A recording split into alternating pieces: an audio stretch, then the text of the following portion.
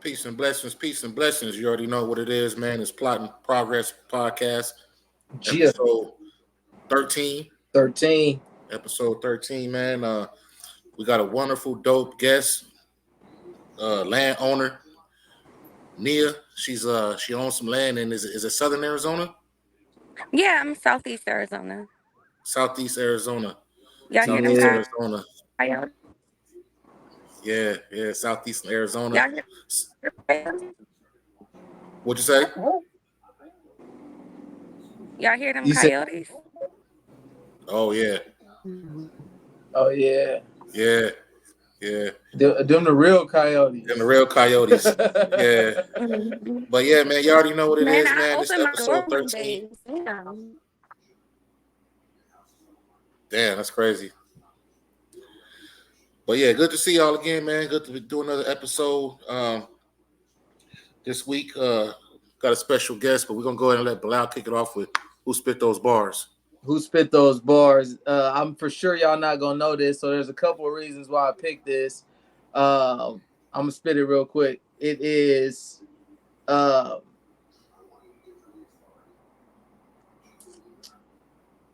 the emblem is the panther, not a pimp, and my woman is an empress. If you ever get a glimpse, my impression of a moron is an empty-minded man.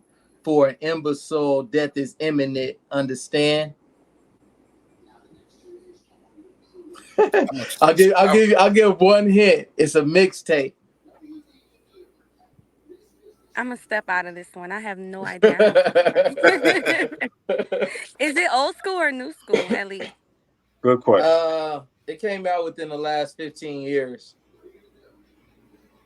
The last 15 years. Yeah. Give me a coast, so, a region. Can I phone a friend? Like, Region.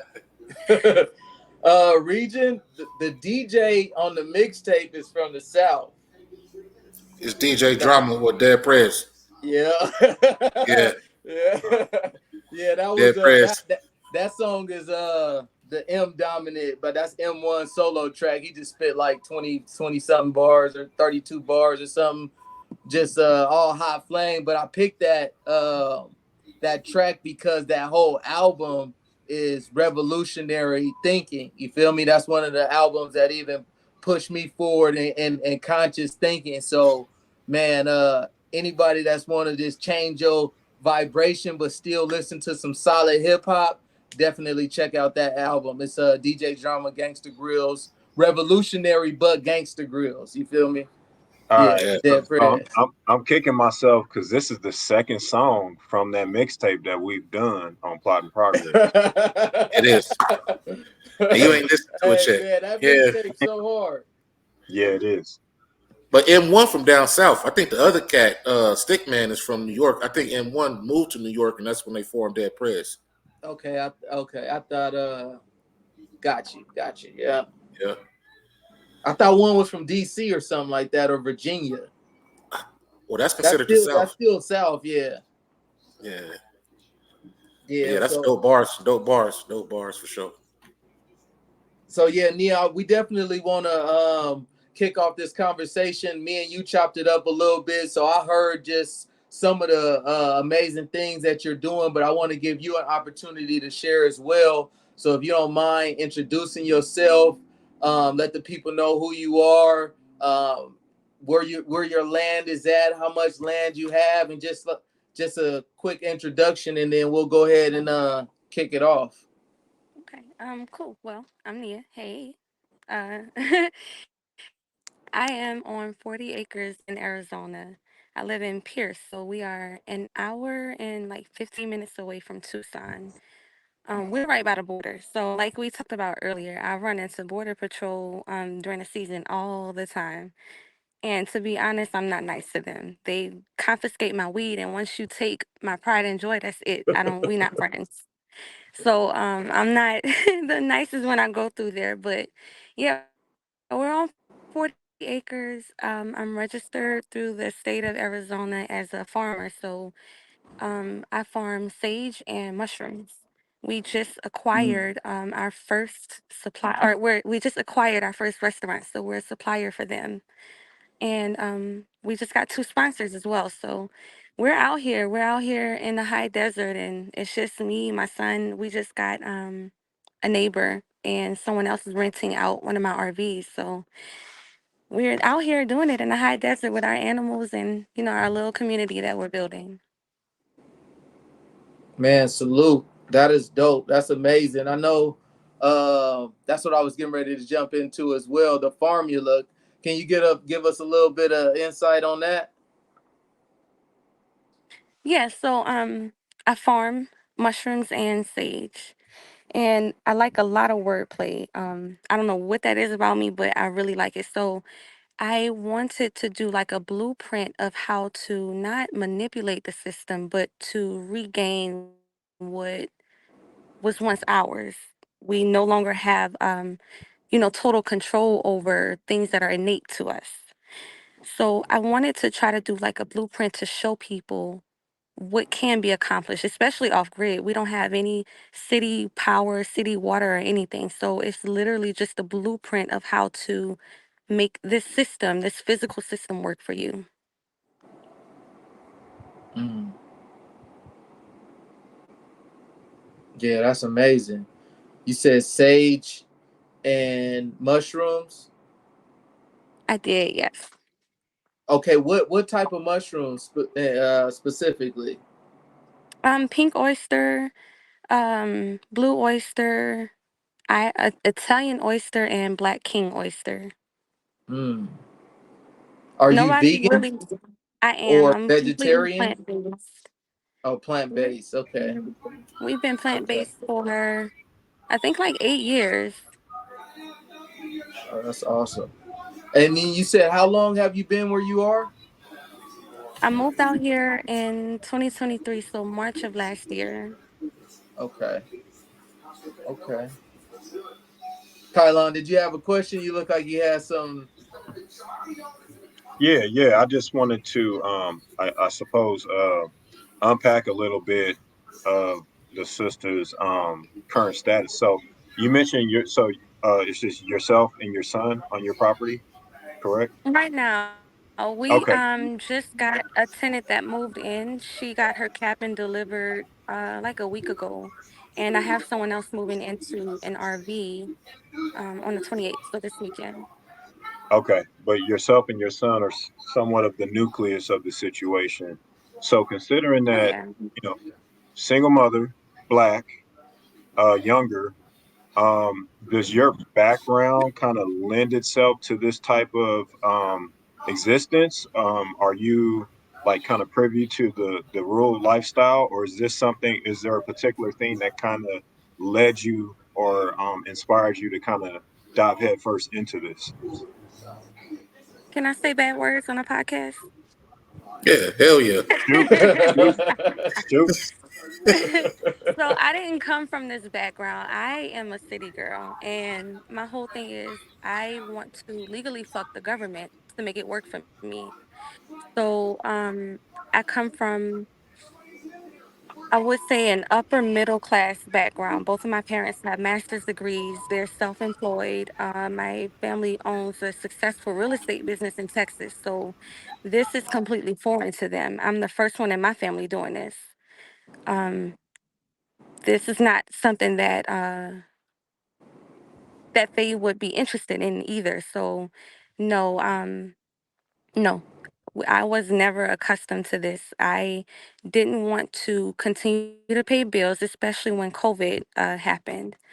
Um, I left my job and I was completely self-employed from then until now. Um, but I mean, who wants to, spend hours a day working a job and coming home and you only have like 4 hours, if that, to spend time with your family? It's not worth it. So that was my whole thing. I wanted to create something better for me, something better for my child, something that I can, pass down to him. Indeed. Yeah. So where do you start when you? Because the first thing is you decide, right? And then from there you're Hmm. just kind of going through the motions of what you've kind of like contemplated on. Where do you start? Is it YouTube University? Is it particular relationships that you have? with certain people, or did you have to kind of go out and just feel your way around the network to kind of acquire the knowledge and kind of build up your confidence to make that leap? Because I would imagine when you shared your intentions, people perhaps got the big eyes and they, maybe looked at you a little sideways about what you were intending on embarking on. So where do you start? Whew, like I said, COVID is where everything started, and that's where I purchased my first parcel of land. Um, I didn't like the area that I lived in. I was just ready for a change, and I found land in New Mexico, and I went there with a partner and my son. And my partner was more experienced in stuff like this. My partner at the time was more experienced in stuff like this. So that's really how I got into it. New Mexico didn't work out though. Like, man, look, them people was like wrong turn. I couldn't have neighbors like that. It wasn't gonna work. And when I tell you they rubbed me so, you couldn't cultivate the soil anyway. It was so porous. It was very clay like. Yeah. So if at best you could grow like dry root vegetables like potatoes and stuff, if that. But I mean, it was like you can make pottery out that soil. On top of that, them people looked like they were brothers and sisters, husbands and wives. So I mean, it All just of it. rubbed me the wrong way. Yeah. So New Mexico didn't work. I had land in Missouri, and Missouri, weed wasn't legal at the time, so I didn't see it as that profitable. So I relinquished that land. And then I ended up out here. But prior to that, we lived in a school bus that we converted. So I learned solar, I learned plumbing. I a lot of the time I'm by myself and I'm cheap. I don't like paying anybody for anything if I can learn it online for free. And that's basically what I did. I learned everything on YouTube University and I applied that knowledge. I studied diligently. Like I would read day and night and make decisions. Like I would go to bed. I don't know if y'all ever heard of I forgot who the scientist was, but if you go to bed with something on your mind, if you focus on it, when you get up the next rising, you'll most likely have a solution because your brain is going into overdrive as as you're resting. So, I mean, I would make sure I went to bed with those intentions so I can have, clarity for the next day. Mm, That's that's dope. real. You Yeah, gotta that's be, dope. yeah, you gotta be serious. Once you find out this is what you want to do, I think that's the only route is to dive deep into it, like you mentioned you just did. Hmm. Um, I always like to ask, like, your experience with acquiring the land in Arizona, was that a hard process, or since you were already kind of familiar with buying land, was it easier for you, or was there any differences, or how was that experience for you? Um, it was very simple. Like I Mm, said, I am all about legally fucking the system. So I did the owner financing route. They didn't look at my credit. My land is 40 acres for 55 grand, and that's with the interest included. mm. So I took that route. Hold on one second. I'm sorry. It is that. That's a good deal. Yeah, it Yeah, is. land went way up since I bought land. It went way up, but it was a pretty simple process. It wasn't difficult at all. I didn't go through Uh, like an agency or anything. I went through a website where they did owner financing. That's ours is similar to that. Not those exact steps, but just as simple. And I think that's one of the misconceptions about when it comes to our particular community about buying land is that it seems so hard or difficult. It seems like such a task that's you cannot accomplish, but we're living proof that Mhm. that could be done. And like you said, your background doesn't have that. Ours doesn't necessarily have that. We just taking our Mhm. will and our want, you feel me, and making it happen. So salute you Let on me that uh end. let me interject if I may Salute to regarding you what guys you just said. too. Yeah, thank you. Hmm. A lot of our culture, we're used to being on the defense. You know what I mean? So when we think of buying land, you think, oh man, my credit, I ain't got 50,000 to put Okay. down, man. Like, oh, I might be scared to be around all these, weird white folks, or you know what I'm saying. Like, Mhm. if you go on the offense and just stand on what you want to do and do it, like we never would have knew how easy it was either. Right. Absolutely. I totally agree. I went through the same thing when I first bought land. I was looking for all of the places with black people, and black people not gonna fuck with nothing rural. So I mean, at a certain point, you have to realize that eventually you're gonna have to bring community to you. Community is not always gonna be in your immediate surroundings. And I always tell people, if you do owner finance, pay extra each month because that's where they get you at. They charge more on the interest. So even if my land is 580, I think maybe half of that is interest. That's how they make their money. That's how you can fall into default. So as long as you're making your payment and then you're making extra, you can cut down on your interest. Y'all know how that stuff works. That's how they Mm-hmm. scam you. So the main thing is paying extra each month so you don't fall into those traps.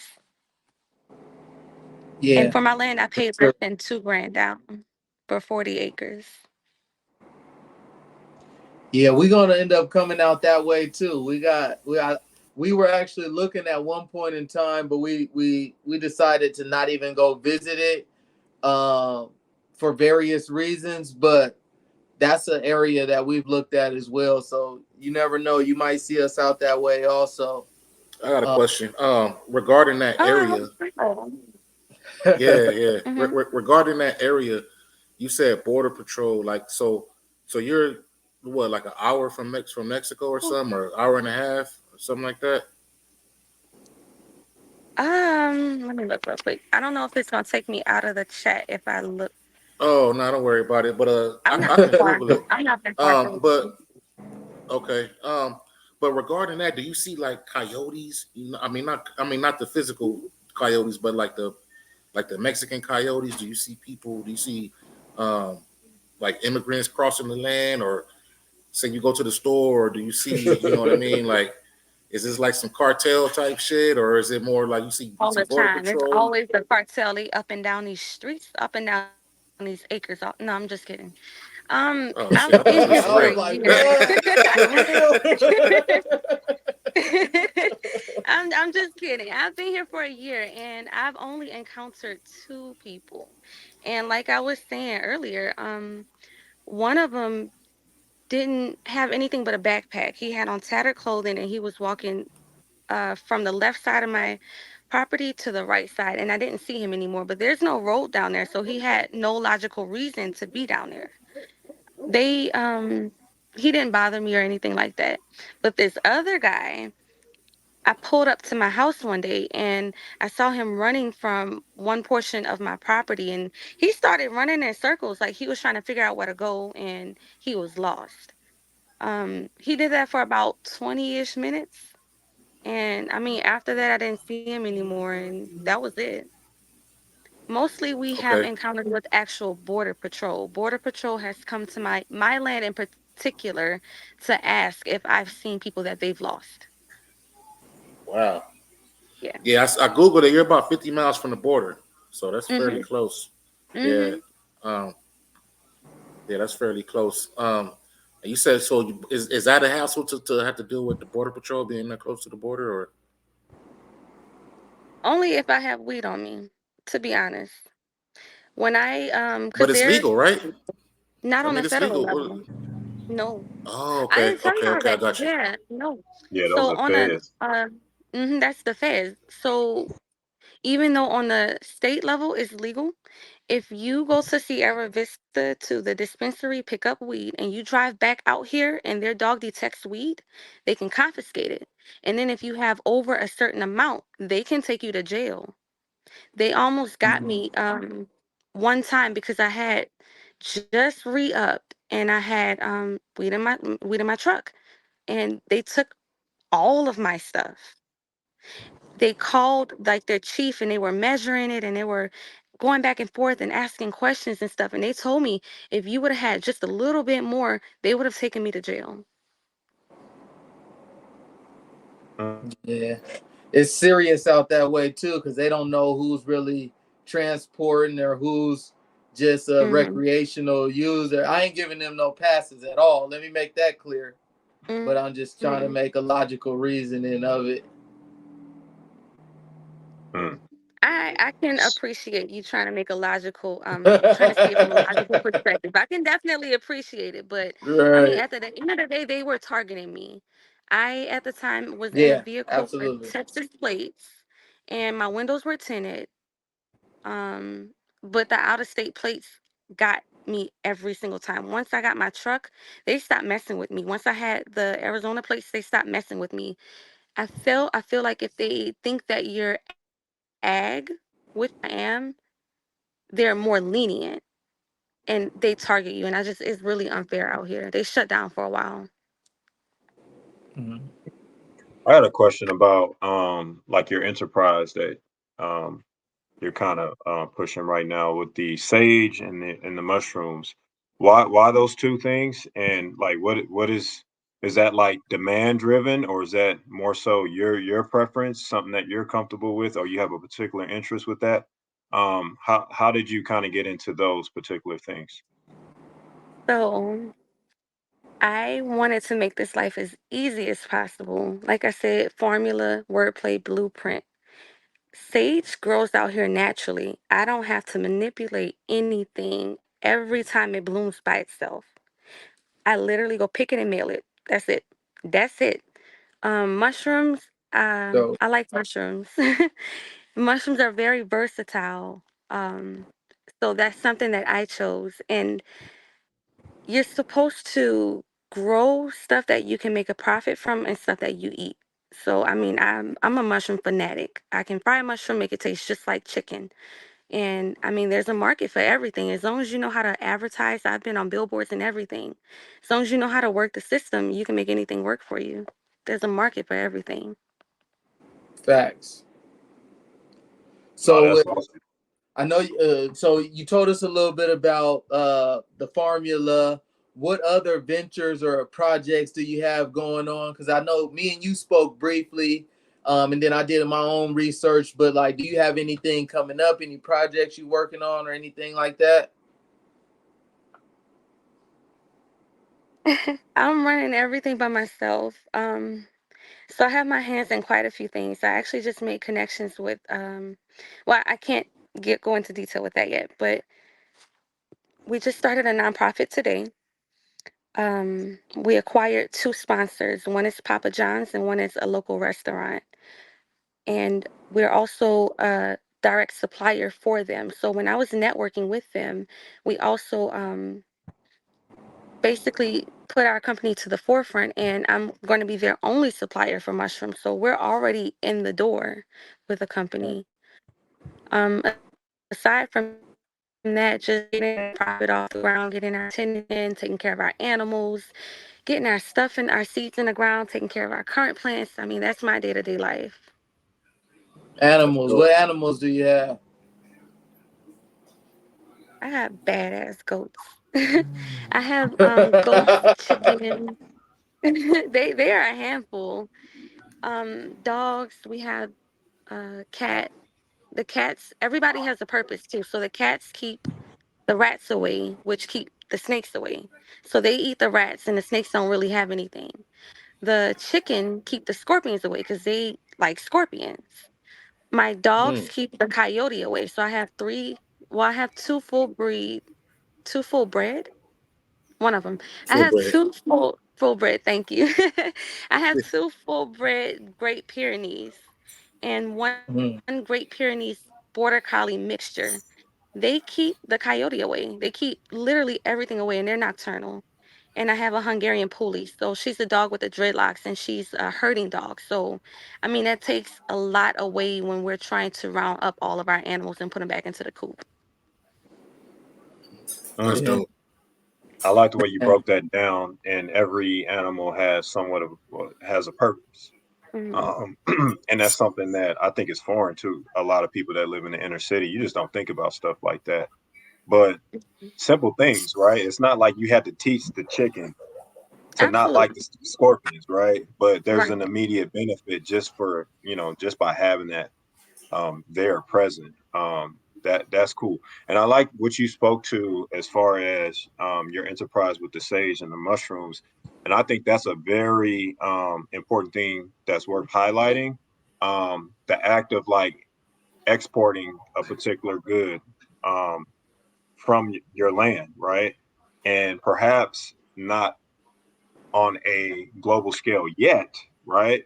But locally, right? So there's an opportunity for you to progressively scale that um, with no limit.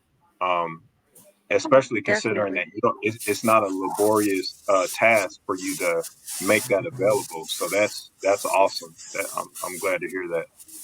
Thank you. Yeah. Yeah, I mean, I owned a freight brokerage, so I used to be a freight broker. So I still have all my connections to restaurants that I used to work with and truck drivers that I used to work with. So I mean, to make it, nationwide would put me on a bigger scale. I'm just not. I'm by myself right now. I don't have that capacity yet. Yeah, you'll get there. One of the things that the restaurants actually like to deal with in their advertising schemes, they locally grown, locally Mhm. ingredients. They like the term, farm to fork, Mhm. and Right. and so the potential is limitless with what you're doing. Oh, definitely. Thank you. I always tell people like, let your land make money for you. Out here, mesquite is very prominent. There's people out that will buy mesquite pods to make flour or buy mesquite to make mesquite charcoal. So, I mean, there's no reason why anybody can, if you have an entrepreneurial mindset, there's no reason why anyone can come out here, buy land, and fail. There's no way. Yeah. To That add is to your, that's real. I'm happy you said that. I didn't mean to cut you off, Carlin. Go ahead. no, you good. No, I was going to say, to add to your point, just getting familiar with the vegetation that's on your property or just like in your atmosphere is important. And again, I mean, how many trees, plants, shrubs we walk by on a daily basis, and we've probably been Mhm. seeing it all of our lives, and we don't know what it does, what the utility of it Right. is, but Right. it's there. So I mean, if you like myself, I believe in the divine architect is there for a reason, right? It just needs Right. to be uncovered in some capacity.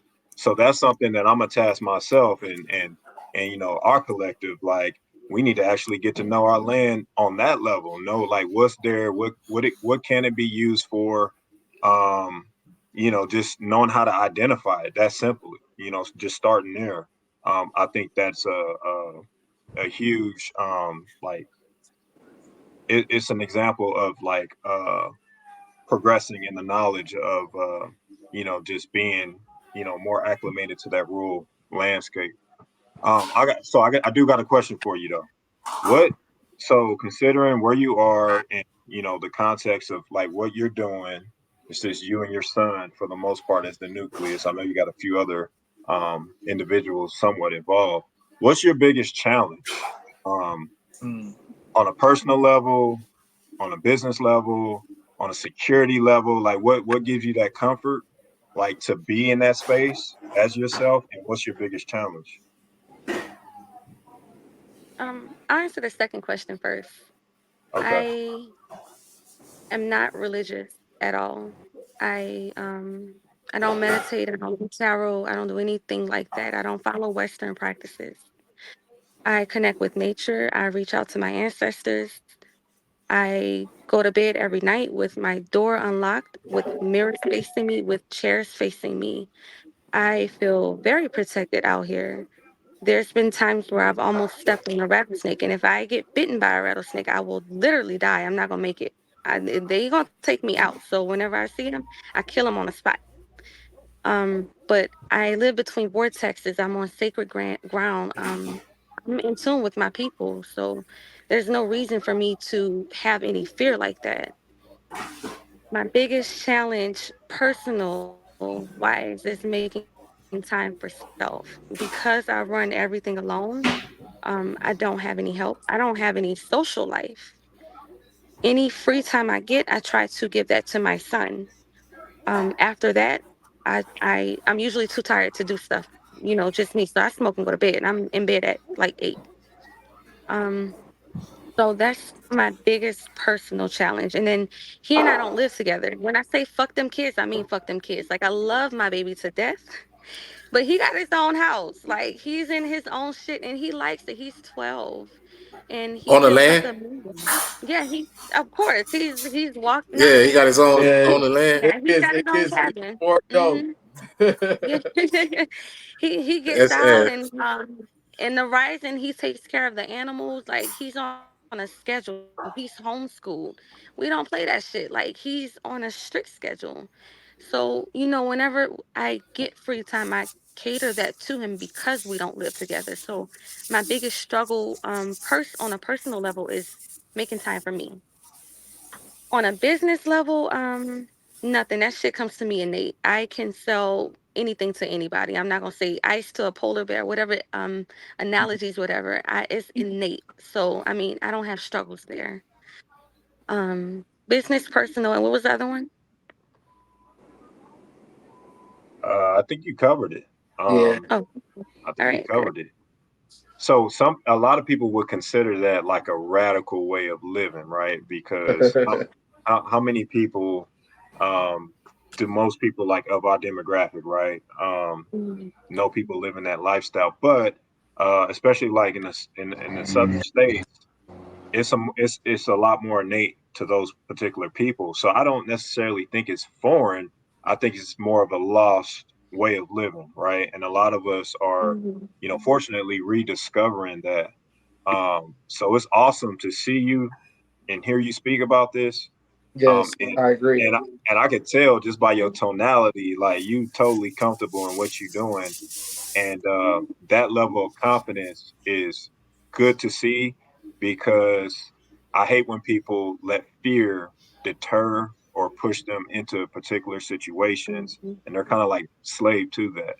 mhm, So just hearing like what you're into, what you're doing, that kind of reinvigorates my spirit and what we're embarking on because Yeah. I think this sort of example needs to be broadcast to more of us so that we can kind of, pick up the ball and start running. I think we Mhm. make it, I think we overcomplicate Yeah. a lot of this for ourselves. mhm. Yeah, Most you got definitely. several dudes, several guys who very intelligent, and a lot of times we do overthink. So we need to simplify things, and just start doing things. And what you're doing is inspiring. It's very Especially by inspiring. yourself. Likewise, Yeah, especially by likewise. yourself. I Yeah, say the same about you guys. And even your mission statement, like that's so admirable what y'all are doing for the community. That's very admirable. Y'all are actually out here and putting us to the forefront. So I definitely appreciate everything that you guys are doing as well. Y'all have 38 acres out here, right? yeah, Yep. Hmm. Yep. yeah. Yep. Yeah, So it, it's in St. John's, which is what northeast, right? Northeast. mm, Yeah, Yeah. yeah, northeast. Hmm. along that same border, we just a couple minutes from the New Mexico border. Hmm. So I would imagine I'm not exactly sure where Pierce is, but I would imagine it's somewhat directly north of Pierce, right? Because you like southeast of Tucson, is Yeah, that correct? Yeah, so Wilcox, Sierra Vista, Douglas Okay, area. yeah, yeah. Okay, yeah. We're got about it. Sholo. Sholo's the closest town, I think. Is there? Am I right? Is it Sholo? I've Yeah, heard of that Yeah. too. yeah, Yeah, yeah. We're yeah, about Sholo in Apache County. Oh, okay, yeah. okay. So y'all county, y'all are in a whole different. I'm in Cochise County. So Hmm. Yeah. have y'all run into any issues registering your land under as a farm or any issues with your county, even being off grid? No, no, not necessarily.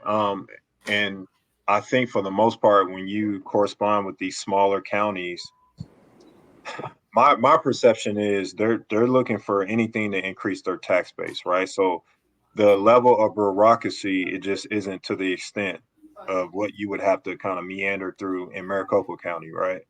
Right. Hmm. So considering that the departments are a lot smaller, it's easier to reach the people you actually need to reach. I don't Hmm. I haven't personally experienced any difficulties like with any particular resource or permits or anything of that nature.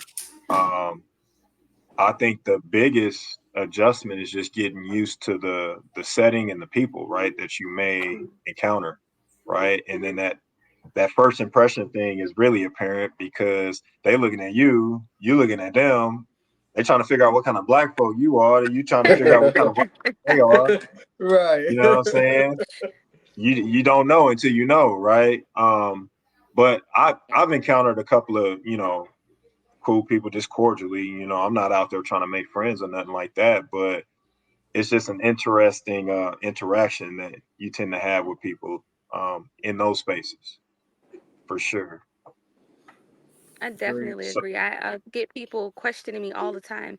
You got on a cowboy hat and cowboy boots. Do you have farm animals? Do you have a horse? I didn't know I needed these things to wear these types of clothes. I mean, it's just a different dynamic out here. So I definitely get it. And they've all been, palms. So I mean, I get it. I definitely agree. I got yeah, another question. You say I'll you go have ahead. solar panels? I do. Okay. Yeah, I'm interested to hear like how you came up with that idea, and was it hard to accomplish? And I don't know much about it. Hmm. So, when we lived in a school bus, we stripped everything out the school bus, and we had power in there. We were able to play Mario Kart, Smash Bros, watch TV, charge our phones, run our fridge. I learned all that from YouTube and reading. And that's how we are out here too. So we have our solar set up. I did everything by myself. I didn't have any help. My house is not finished though, so I mean, I still have a lot of improvements, but I have two 400 amp hour batteries and they're run in parallel, which means I have 800 amp hours of power. That runs my fridge, that runs all my lights in here, my projector, my Wi-Fi. It's almost like I'm living, in with city amenities. You would never know. I could deplete my batteries, but it would take 3 days to run out of power. I run my AC in here during the day. So, yeah, we're completely on solar. My son has solar in his cabin.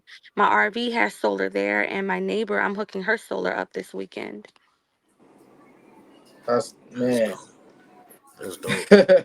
Thank Yeah, you. that's I mean, awesome. I Yeah. called the city, not the city. I called our local power company. You know them. Them hoes told me it would cost them at least 80 grand to bring power out here. To get a well dug out here would cost at least 100,000 grand because they have to go 500 feet deep.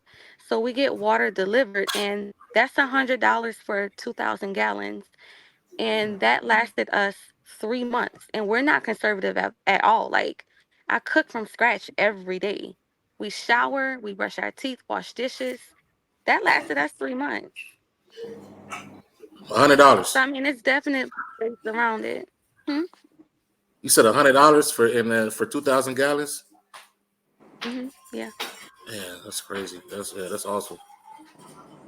Yeah, the other I thing called that them does and they for sent you them is the Mexican.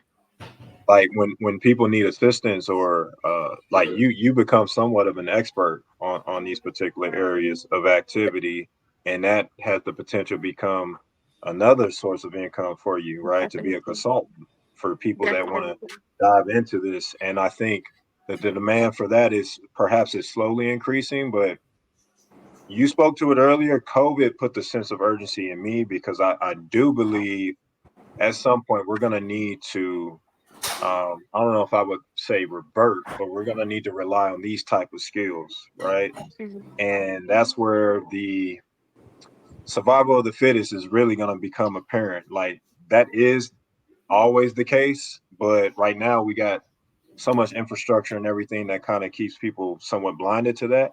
When you strip Hmm. all that down, and you have to actualize what you can or can't do with your hands, that makes a huge difference on who's well off and who isn't. And Right. these are simple skills for the most part, but I think our conditioning has made it difficult. So Hmm. I think what we're all kind of talking about and doing, it's not only like honorable that we're trying to get other people involved or just sharing the information.